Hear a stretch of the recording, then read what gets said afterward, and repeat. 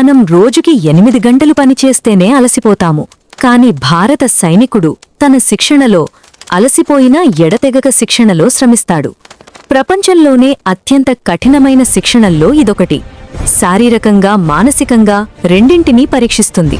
Training సమయంలో సైనికులు రోజుకి 20-25 కిలోమీటర్లు పరుగెత్తాలి. అది కూడా పూర్తి సామగ్రితో. తక్కువ ఆహారమిచ్చి ఎక్కువ పని చేయిస్తారు.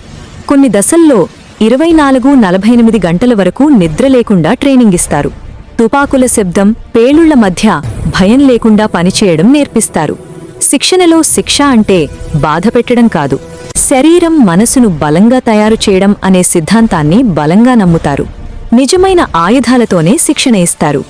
ఎండ, వర్షం, మంచు ఏ వాతావరణమైనా అలవాటు పడేలా శిక్షణ ఇస్తారు. శిక్షణలో మొదట నేర్పేది ముందు దేశం, తరువాత ప్రాణం. ఈ కఠిన శిక్షణే మన నిద్రను కాపాడుతుంది. జై హింద్.